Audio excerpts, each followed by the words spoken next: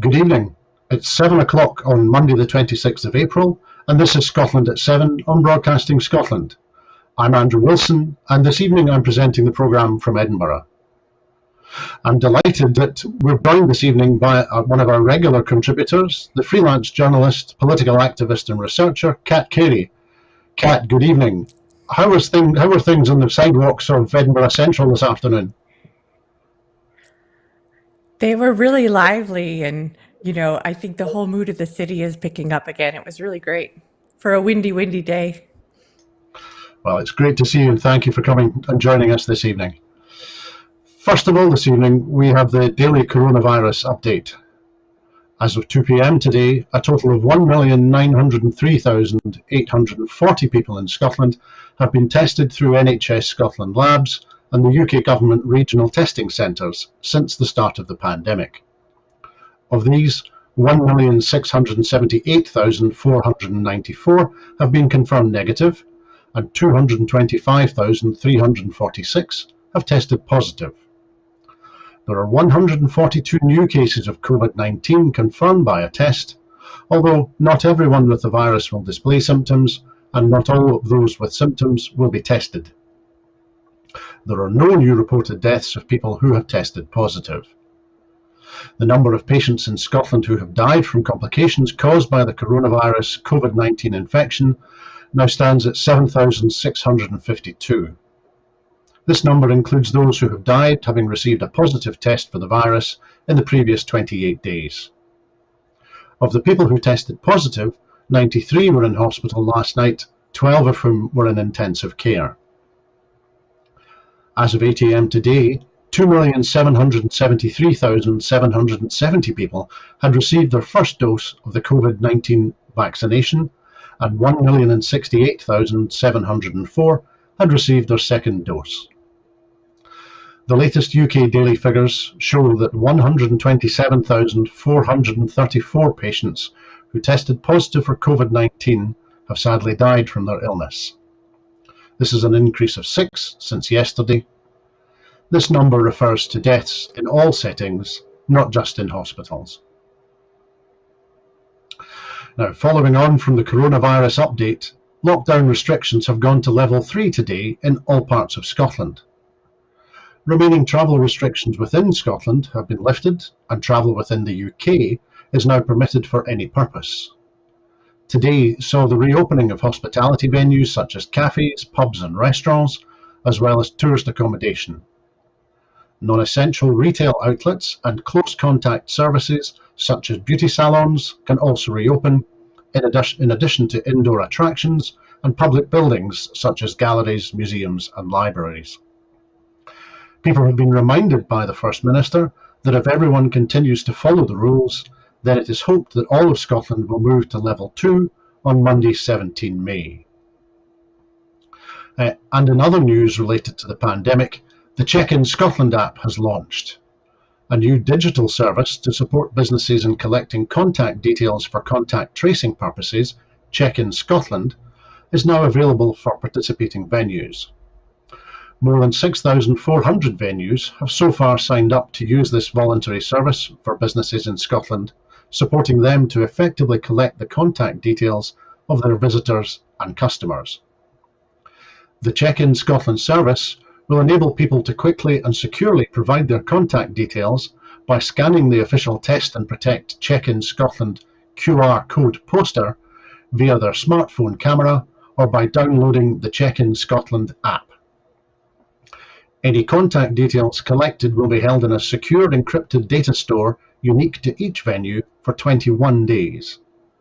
Unless information is requested by public health officials as part of their contact tracing efforts, visitor data is automatically deleted on day 22.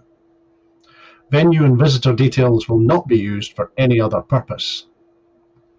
Businesses that can use Check-in Scotland include pubs, bars, restaurants and cafes, tourism and leisure businesses such as theme parks, museums and cinemas, close contact services including hairdressers, barbers, beauticians, tattooists, sports and massage therapists, services run by local councils such as libraries, leisure centres and registration offices, cremation authorities, burial authorities, places of worship or funeral director service rooms offering funeral services, and places of worship.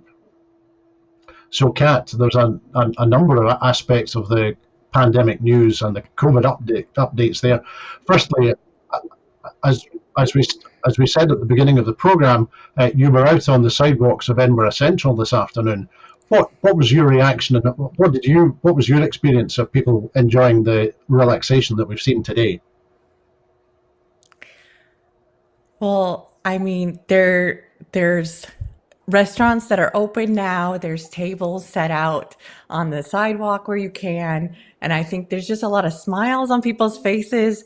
And I do think I saw about 2 to 3 times the people I would have seen. And I've been leafleting for a few weeks now. So it's definitely an area that's familiar with me. And I've seen more people. Everybody's in a happier mood. You know, people are still keeping their distance and being very careful. But I can see that even on this gray day today, people were a lot cheerier. That's great, and with the travel restrictions having been relaxed as well, was there any evidence of people travelling too? I was fortunate enough to see some friends from Glasgow after the travel bans were lifted. They came into town and we went off to the beach. So I know I myself am a lot cheerier for that because there's friends that I've seen, that I haven't seen outside of a video conference for over a year, and it was just really, really wonderful. I don't have like grandparents or extended family that I haven't been able to see, but just the human contact and interaction is just, 6 feet away in person is a lot different than over video call. Absolutely. And thinking about that contact and the ability now to meet people within certain restrictions, the launch of the new Check in Scotland app. Have you seen any news regarding that launch today? That launch over the weekend? Have you downloaded the app yet? I'm afraid that I haven't gotten a chance to download it yet. I've been behind a little bit. It's kind of election fever right now, but that reminds me I better make a note of it right now.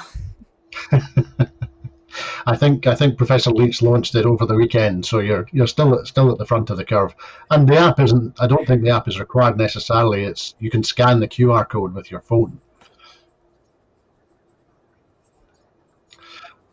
And Kat, with the coronavirus update numbers that I read at the beginning of the program, we have almost 2.75 million have received their first dose, and now more than 1 million people have received their second dose. What's your reaction to that news? I mean, it's great to hear. I haven't received my first dose yet, so I'm still not anxiously, but eagerly waiting that. My partner has had 1 dose, so it'll be nice to get fully vaccinated and to feel a little bit more stability. That not that we have. I'm not that overly concerned right now about us getting sick anymore, but this is going to really help give me confidence that I'm not going to get anybody else sick. That's a very good point that you make, Kat. Do you think that but most importantly, the act of now vaccinating, giving a second vaccination to more than 1 million of our community, do you feel that may have a positive impact on people's general demeanour and the way in which they're feeling about the path perhaps out of the pandemic? I certainly hope so. As people feel more and more safe, businesses will feel more confident in opening. People will be more safe shopping and going into restaurants and not worried about the social shaming aspect of it, as well as the government regulations part of it. I know that when it was allowed, I went up with my family to Skye to hike outdoors. Way back in like August or September. And some people were really, really unhappy and very vocal about that to me, even though I wasn't breaking any of the rules.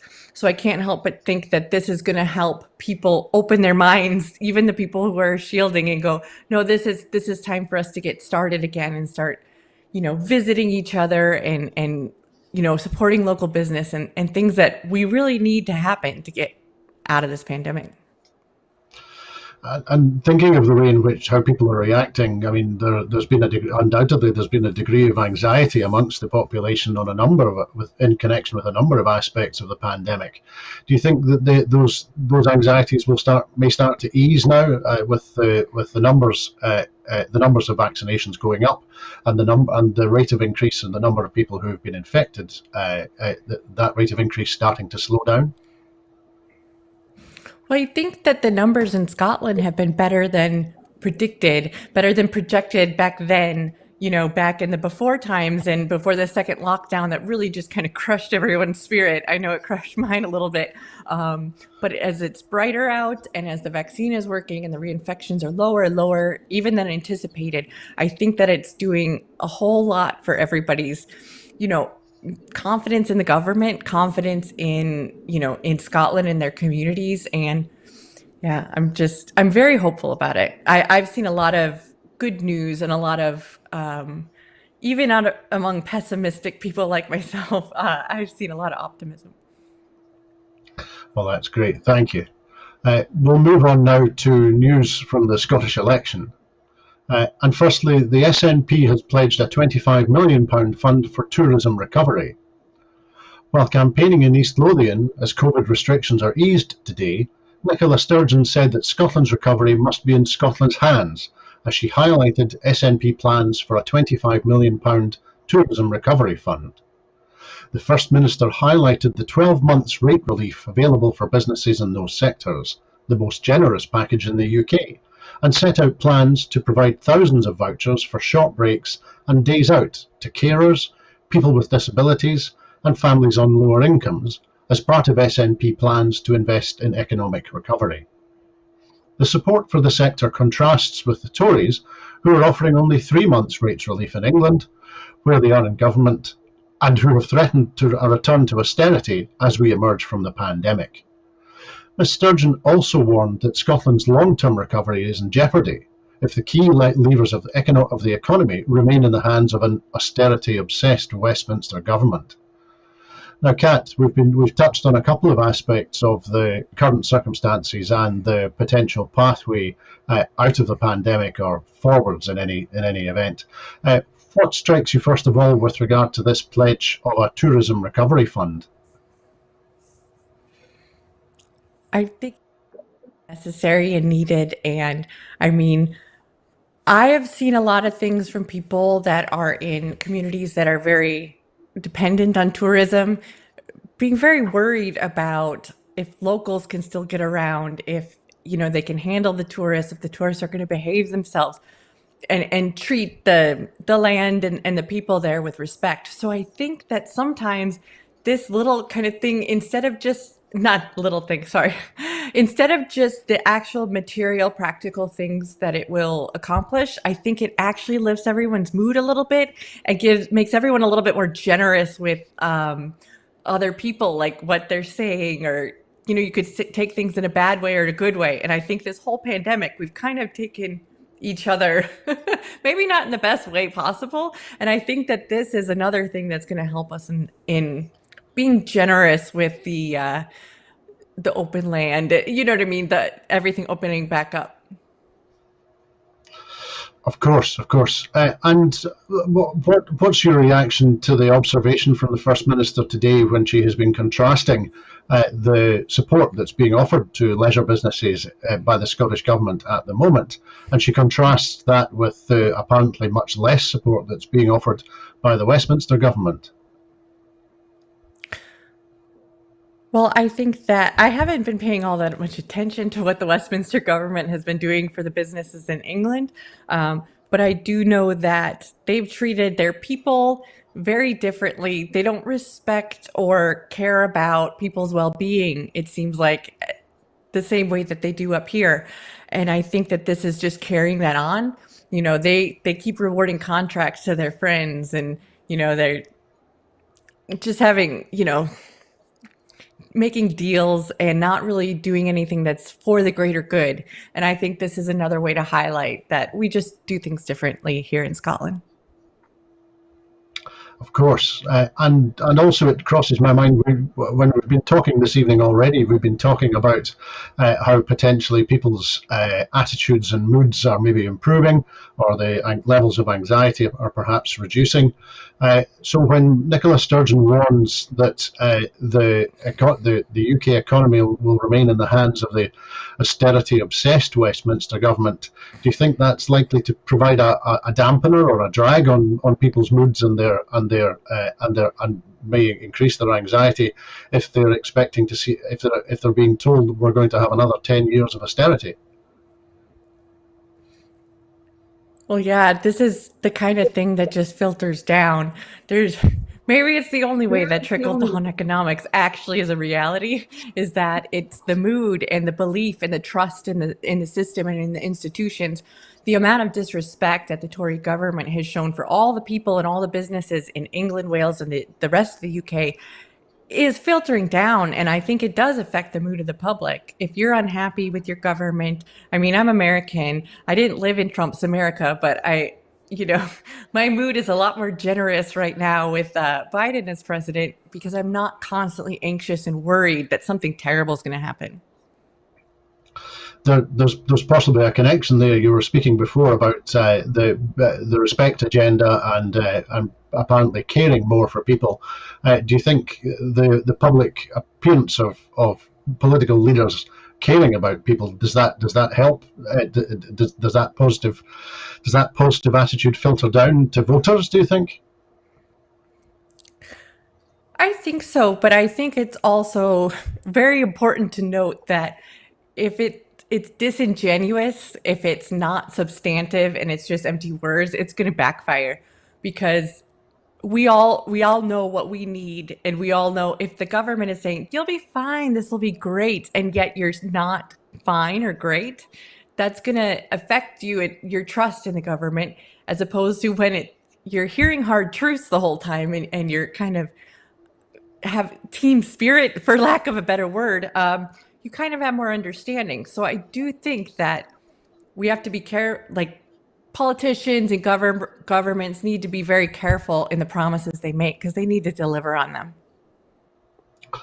Of course, we've been speaking over the last week or so on this program about the interconnectedness or the intersectionality between different components in the SNP's manifesto. And whilst this announcement of a tourism recovery fund is obviously focused on tourism and leisure businesses, we also see that it's being presented in part through the prism of providing vouchers for short breaks and days out to carers, people with disabilities, and families on lower incomes. And so do you think that this is another indication of the way in which the SNP's manifesto appears to be a jigsaw that fits together and which brings care into all aspects of the manifesto?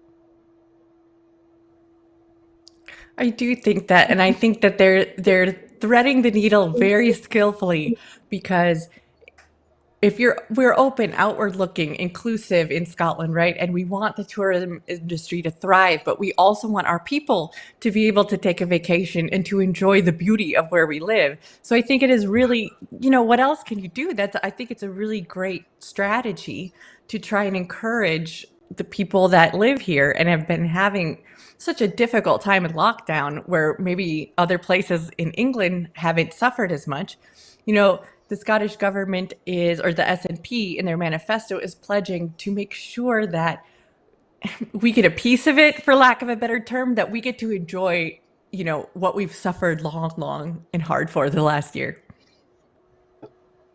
Well, thank you. That's great. We'll move on to the next story now. Also in election news, Fiona Hislop has unveiled a mini manifesto for Scotland's workers. The Cabinet Secretary for Economy, Fair Work and Culture, Fiona Hislop, has unveiled a mini manifesto for Scotland's workers today, adding that the SNP won't join the Tories' race to the bottom on workers' rights after Brexit. Ahead of an STUC hustings, in which First Minister Nicola Sturgeon will represent the SNP, Fiona Hislop set out a package of measures to create job opportunities, make work fair for all, and to protect workers' rights, including to develop the Young Person's Guarantee to ensure that every young person aged between 16 and 24 has the opportunity to go to university or college, get a place on an apprenticeship, training or work experience programme, secure a job, or participate in a formal volunteering programme. To review and expand the Scottish Government's Fair Work First programme to include, for instance, more flexible and family-friendly working practices. To support a specific accreditation programme for living hours similar to the accreditation currently given to living wage employers. To establish a pilot £10 million support fund for companies to assess the benefits and impact of moving to a 4-day working week. And to call for the devolution of employment law so that the Scottish Parliament can protect workers' rights, increase the living wage, and end the age discrimination of the statutory living wage. A re-elected SNP government will also invest an additional £500 million over the next Parliament to support new jobs and to reskill people for the jobs of the future. Now, Kat, I've read out a little bit of a shopping list there, firstly, I'll ask you, from that shopping list, what stands out in particular for you? I won't be able to pick out the individual thing that you said, but as I was listening to it, it reminded me the last time I was on the show and we were talking about how the pandemic has hit women and the economic hit has been largely been borne by women, and the things about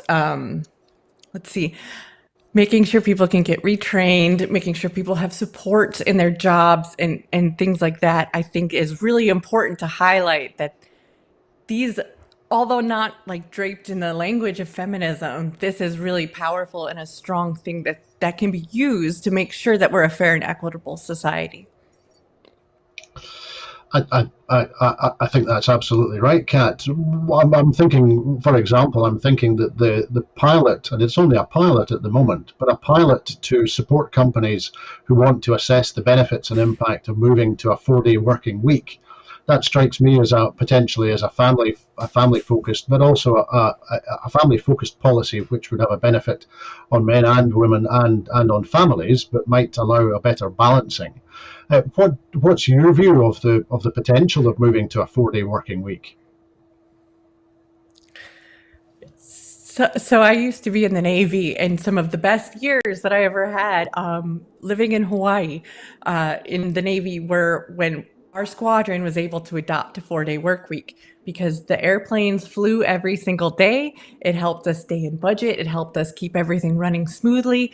And then it also helped people carve out more time to have fun and enjoy where they live and where they stay. It also will help put those vouchers for local business and for those kind of travel opportunities. It'll help put them in practice, because if you have a 3-day weekend every weekend, you can start planning something beyond mow the lawn, do the dishes, fold all the laundry. You could start planning to be doing more than just the daily, everyday things. So I think a 4-day work week is really, really it's going to be crucial. It's going to be life-changing for a lot of people, and I can't wait to see it. And you've already touched on as well the commitment to invest an additional £500 million over the next Parliament to support new jobs and reskill people. Where do you think that we might see that money being spent? Where do you see the reskilling requirements or the need for new jobs?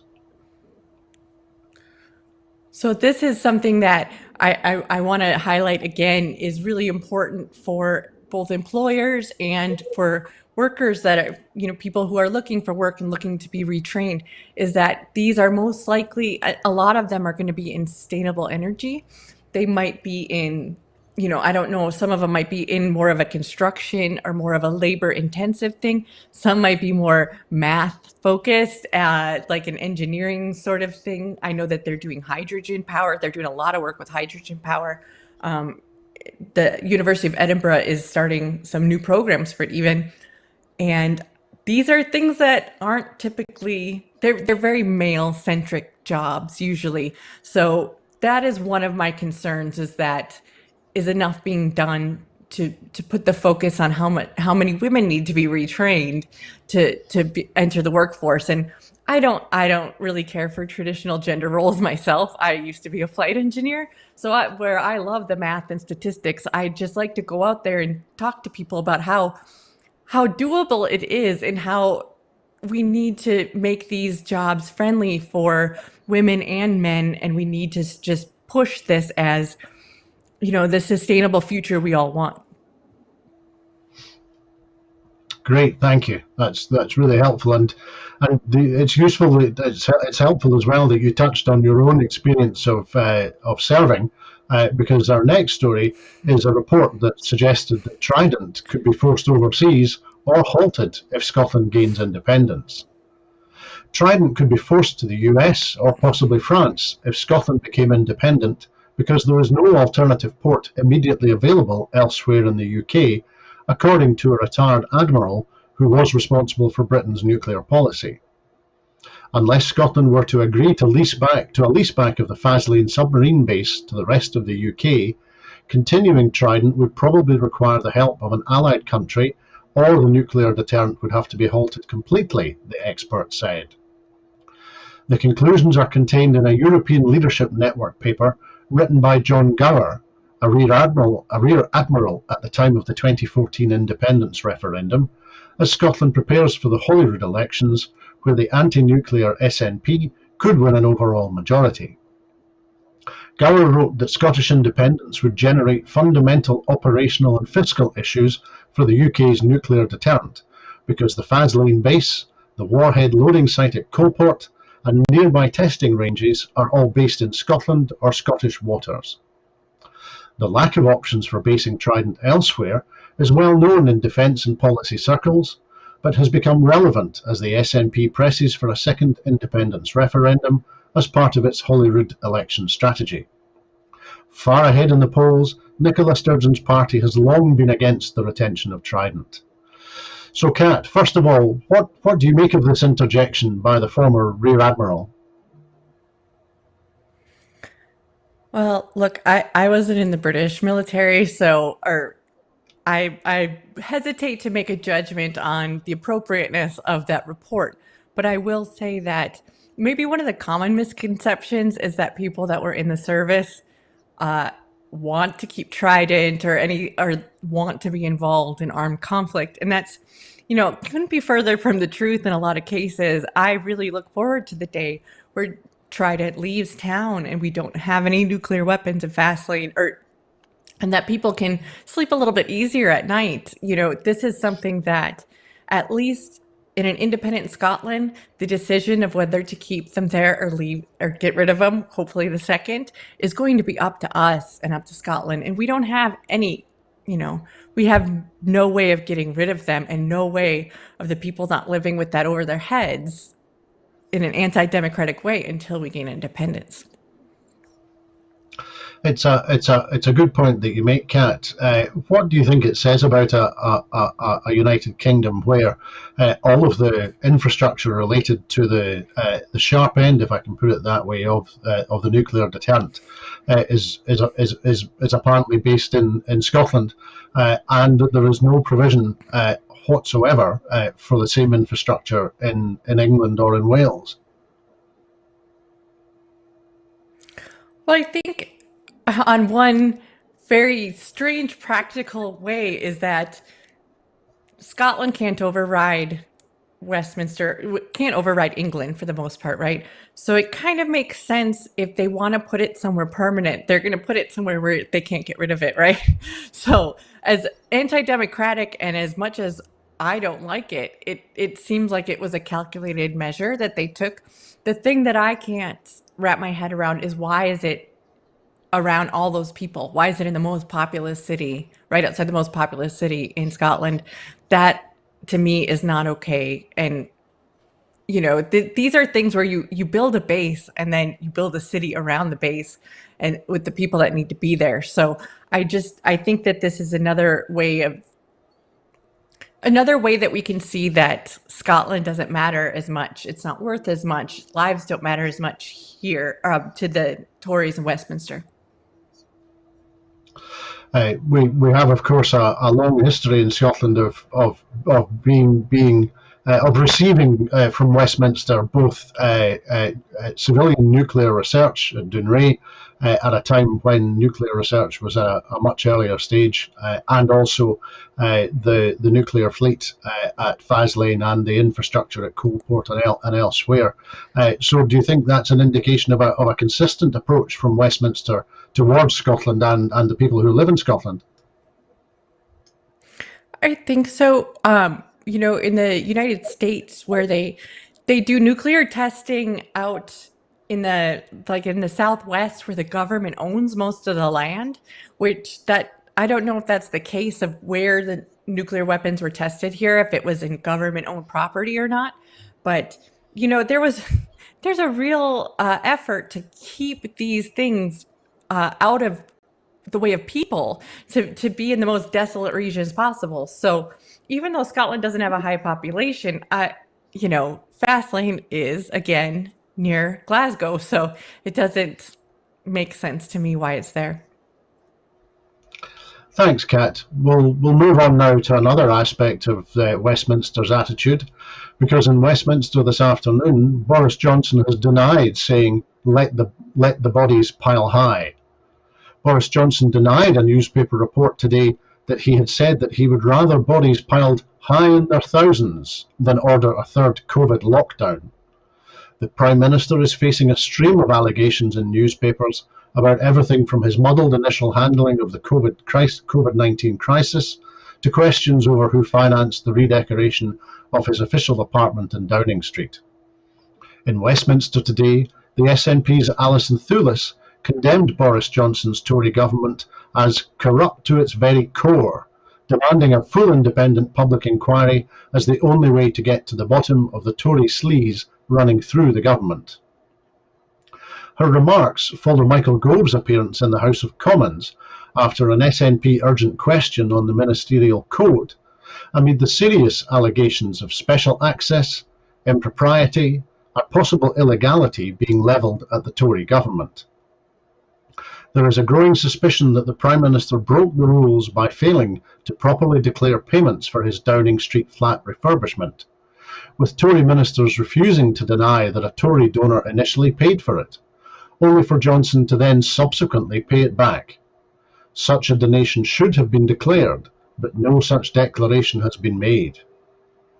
Alison Thewliss added that a full inquiry is needed into why Tory donors and friends have been handed lucrative COVID contracts, special access, tax breaks, and peerages by the Tory government, as well as calling for the complete publication of taxpayer-funded COVID contracts.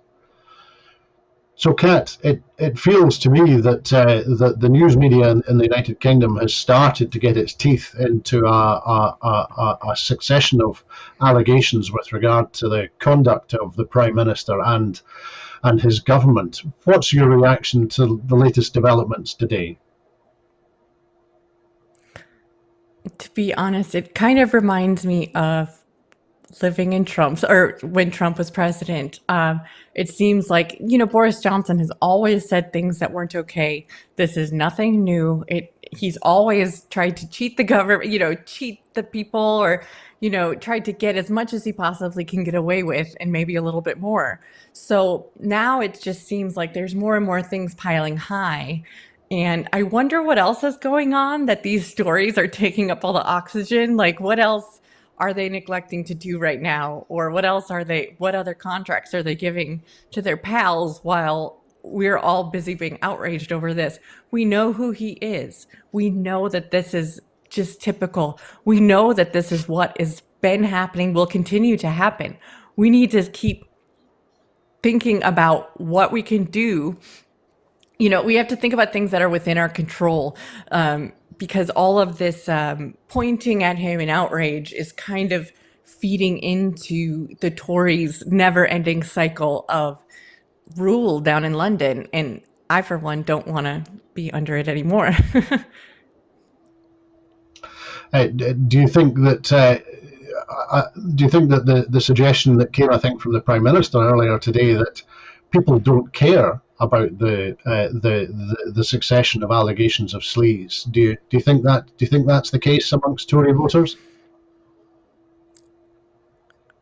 I can't really, no, I don't think so. Like, I think conservatism in America comes from a very different place as conservatism here, but I'm not convinced that it doesn't kind of end up looking a little bit the same.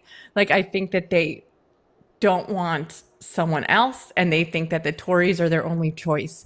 And there might be one or two issues that they care about that the Tories are giving the voters, they're getting what they want out of the Tories. And sometimes, yeah, the outrage and we know who he is. So the outrage over and over, some people just get immune to it and they don't care anymore. Do I care? Yeah, I don't like it, but um I don't, I think it might be more fatigue than just not caring, if that makes sense. It does, and you also make a good point with a comparison with the approach of Trump.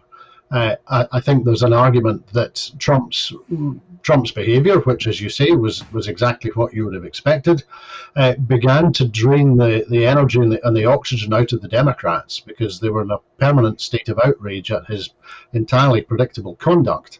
And as a result, they were unable to focus on their own agenda. They became completely focused on Trump's conduct, and despite two impeachments, were unable to make that outrage actually stick or to have any impact. Do you think that what we're seeing from Downing Street is simply more of the same as we saw from the White House under Trump? Yeah, I think they're very similar in their style, and I think they're very similar in their non-caring. Like they have the majority and they're like, do something about it. If you can't do anything about it, we'll just keep carrying on. And one thing that the Democrats did is they did go through the motions of holding him to account, even though they knew that they didn't have the rules. And maybe that did suck the oxygen up, but there wasn't anything else they could have gotten accomplished in that time. Now, what is Labor doing? Right? What can they? It seems like they're backing off constantly and consistently and letting the Tories off the hook. Even so what can they do? It's a different system. They can't impeach Boris Johnson, but I can't help but think that Keir Starmer is really dropping the ball here. Well, having spoken about the former president a couple of times, we'll not talk about him anymore. We'll move on instead. And their next story is that Scotland's food and drink exports have been hammered by Brexit. According to figures published by the Food and Drink Federation, sales of milk and cream to the EU are down by an incredible 96%, with chicken and beef exports down by almost 80%. Overall, export barriers created by Brexit have cost exporters more than £1.1 billion since the start of the year. The Food and Drink Federation are now urging the UK government to conduct essential talks with the EU as a matter of urgency or face severe consequences. Responding to the figures, the SNP said that the dramatic decrease in food and drink exports to the UK is the grim reality of the UK's government's botched Brexit deal. Now, Kat, you've touched already this evening on the wealth of Scotland's assets in terms of its land, and that's reflected in the greater priority and the greater importance of the food and drink production sector to the Scottish economy than in comparison to England, for example. What do you think? What do you think is happening here? Have you seen any symptoms or any signs of this apparent huge reduction in the amount of exports? And whether you have or you haven't, what do you think is likely to be the impact on the Scottish economy? Well, I think that these are just the dividends that were predicted.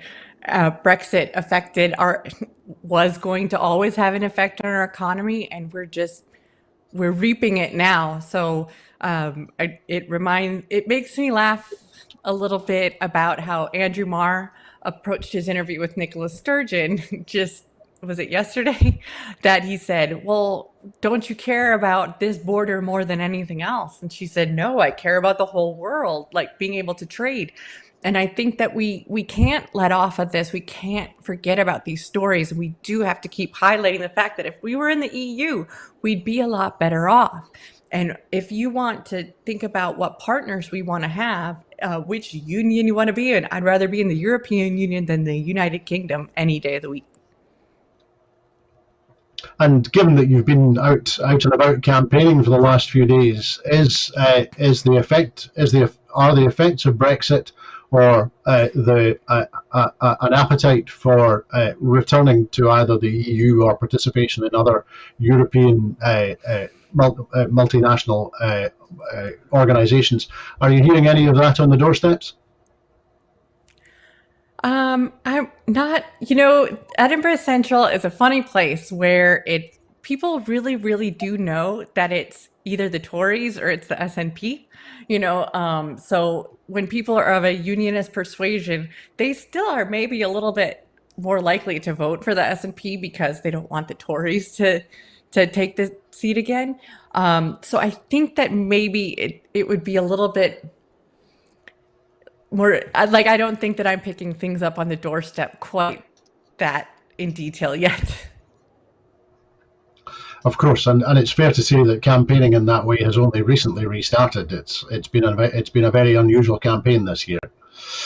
What we will do in that case is we'll move on to the next story, which is an international story, and that Iran has sentenced Nazanin Zaghari Ratcliffe to yet another year in jail.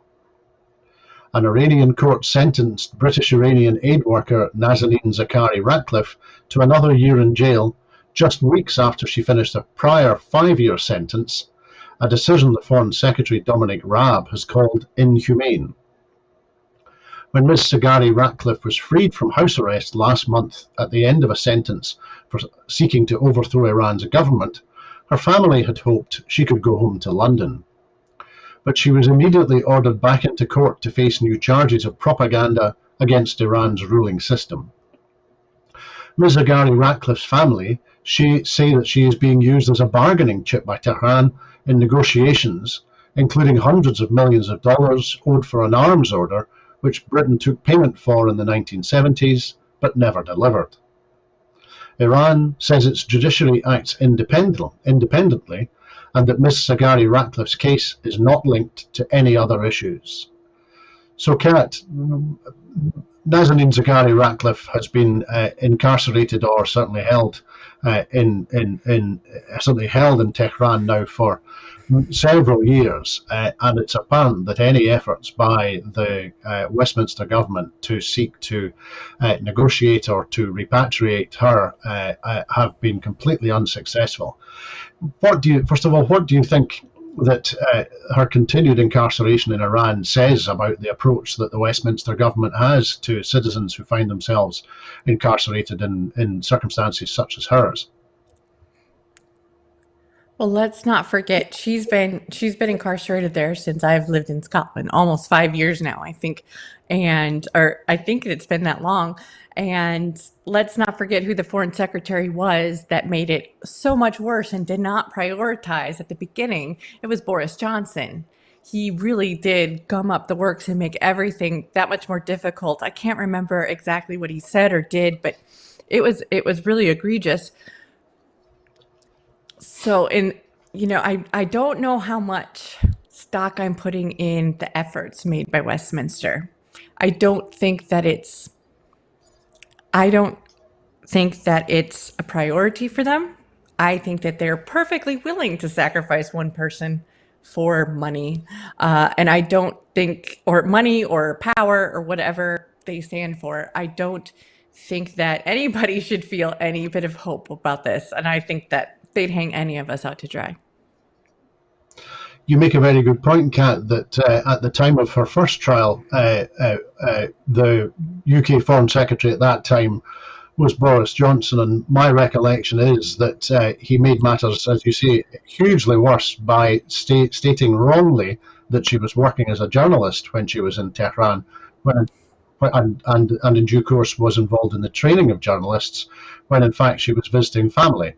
And so it strikes me that it's curious that that aspect of this story and this personal tragedy for the Cary Radcliffe family isn't being laid firmly at the doorstep of the Prime Minister.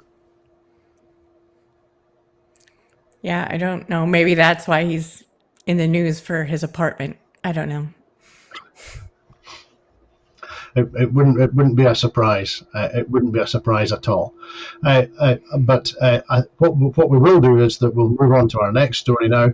And moving to the United States, the U.S. Supreme Court has taken a case on carrying concealed handguns. The U.S. Supreme Court stepped back into the heated debate over gun rights today, agreeing to hear a challenge backed by the National Rifle Association to New York State's restrictions on people carrying concealed handguns in public, in a case that could further undermine firearms control efforts nationally. The justices took up an appeal by two gun owners and the New York affiliate of the NRA, an influential gun rights group closely aligned with Republicans, of a lower court ruling throwing out their challenge to the restrictions on concealed handguns outside the home. Lower courts rejected the argument made by the plaintiffs that the restrictions violated the US Constitution's Second Amendment right to keep and to bear arms. The lawsuit seeks an unfettered right to carry concealed handguns in public. The case could lead to the most consequential ruling on the scope of the Second Amendment in more than a decade. The court's 6-3 conservative majority is seen as sympathetic to an expansive view of Second Amendment rights. A state firearms licensing officer had granted the two gun owners concealed carry permits, but restricted them to hunting and target practice, prompting the legal challenge. Now, Kat, we're lucky as always to have you with us this evening, but we're particularly lucky to have you to give us your thoughts and your insight on this most American of news stories, perhaps at a time when the current president has begun to speak again about talking about gun control and talking about means to reduce the number of mass shootings and the effects of those mass shootings. What's your reaction to this news from the US Senate with regard to this particular case from New York State? My reaction to the Supreme Court hearing this case is not a hopeful one. We do know that there are some of the justices that have been chomping at the bit they're very libertarian and they want to not have any kind of restrictions on anything. Now, where their interests lie, where they stem from, I'll leave that unsaid, but I don't have a lot of hope for this. And reading more about the story and hearing more about it, saying that you can only carry it concealed on your way to hunting or target practice isn't very practical. So I'm hoping that this is not, that perhaps they took up this one because this is not going to impact the overall conversation about who can have a gun and who, if they're going to restrict guns at all, because carrying it concealed versus not being able to carry it concealed is that's there's open carry, there's concealed carry, and then there's you can transport it in a case or whatever. And I can't say enough bad things about the NRA. I can't say, as someone who grew up with guns, hunting is not for rich people. It is not for the middle class in America. Hunting is for people who are poor. I grew up eating venison every winter out of our out of our freezer, because my father went hunting every November. But were we part of the gun culture? Did he buy extra special new things? Did he, that's not what I grew up with. So this is just as foreign to me as it is to a lot of people here. It's disgusting. There needs to be something done. I'm not expecting anything good to come out of the Supreme Court ruling, out of this case, but I do hope that the results of it will light a fire under Congress and Biden, and hopefully they will take further action, because, gun violence is one of the reasons I live here. I don't want my kids growing up in that kind of society.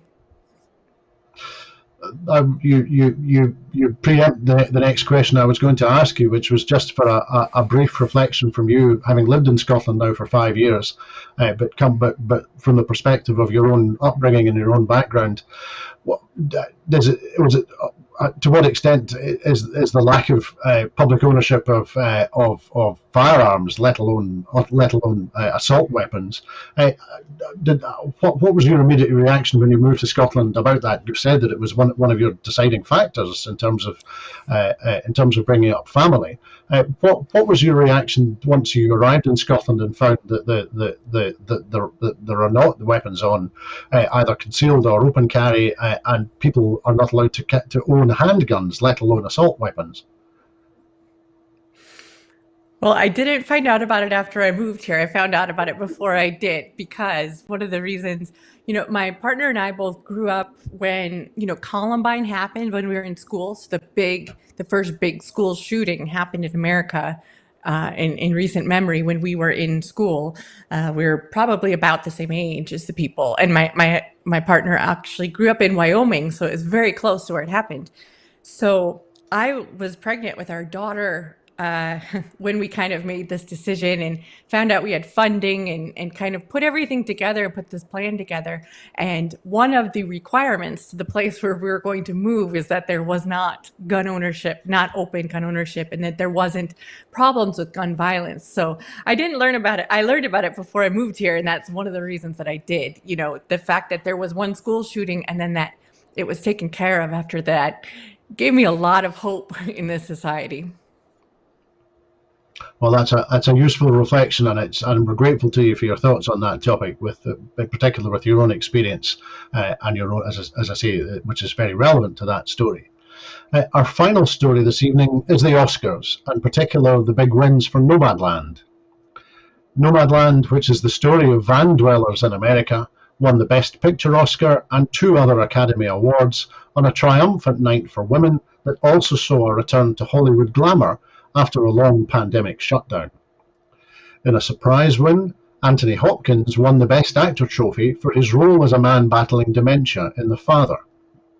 The Oscar had been widely expected to go to the late Chadwick Boseman for his final film, Ma Rainey's Black Bottom.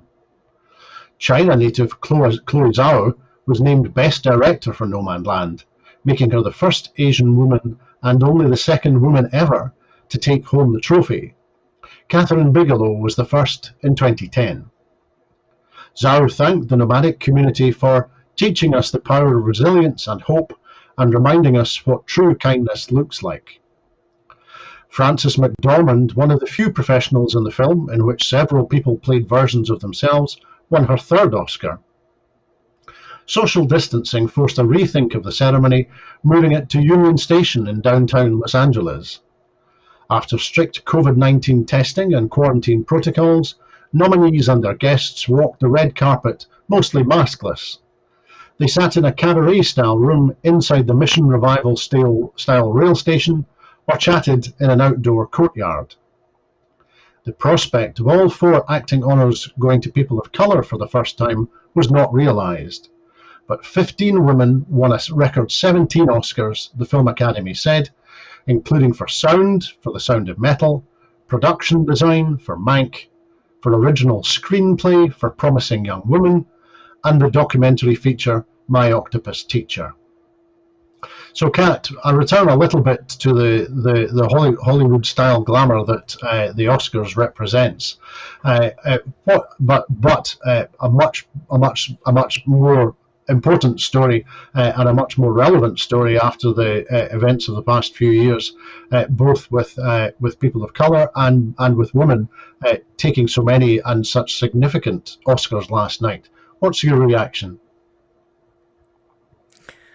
I'm afraid that I'm not that tuned into the Oscars, so my reaction is very organic to the first time hearing about all these things. I have to say that while I am happy that there were so many women, I am also a bit disappointed because this isn't something where you have to just slowly do it. They definitely have the power and the money to kind of even this out. So, you know, it's the Oscars, it's about entertainment. And I'm glad that there are more women that have won. I'm glad that there's another woman director that won. I would like to see it to be a little bit less white, personally. But it is what it is. I suppose it's a lot like people who like football or people who like NFL football for me, and how important it is to have that bit of entertainment. So I'm glad that they're making it fairer. I'm a little bit frustrated that it's not further along. And, I'm glad that everybody had a fun night. I should have said also that Yoon Yoo-young, who's 73 years of age, won the Best Supporting Actress Oscar for her role as a cantankerous grandmother in the immigrant tale Minari. Yoon, who is the first South actor or actress to win an Oscar, joked about people mispronouncing her name. Tonight, she said, "You are all forgiven. Me being here, I cannot believe it." So there's stories there from people from South Asia and an actress who was 73 winning an Oscar. So there's a positive angle on many of the awards from last night. Now, that is the news in Scotland at 7 this evening. Thank you, Kat, for joining us and for sharing your thoughts and your insights and stories from your upbringing. Thanks for having me. In making these programmes, Broadcasting Scotland relies on the support of viewers and others who value our distinctive approach to news, current affairs and culture. If you would like to support us, then please consider subscribing or donating to Broadcasting Scotland. You will find the link to do that on the screen. There are other ways in which you can also contribute to our work. If you would like to volunteer to work with Broadcasting Scotland, be it behind the scenes or in front of the cameras or in making the organisation work, then please visit our website at www.broadcastingscotland.scot and send us a message there. Meantime, thank you again, Kat, for your contributions and your insights this evening. Thank you everyone for joining us this evening on Broadcasting Scotland, and please have a great evening. What distinguishes Broadcasting Scotland from a website or blog, apart from our brilliant programmes? Hi there, I'm Gordon Ross. Are the costs we face to enable us to produce those programmes. These costs are significant and ongoing. However, our facilities are able to do so much more if only we had the staff. In the last year, some of our supporters have cancelled their subscriptions. In one way, we would prefer it if it was because they didn't like us, rather than it being because of the financial pressures which we are all under because of COVID. The really positive outcome of our fundraiser is that at a time of economic challenge in Scotland, we will use your donations to create jobs and in a small way contribute to improving the Scottish economy. If you want us to be Scotland's independent broadcaster, able to provide an alternative mainstream television platform, then please support us. Scotland is going to be an independent country. Just imagine what we could do if we had even 1% of the BBC Scotland channel's budget. Imagine. And then please consider turning your imagination into reality. Please support us if you can afford it.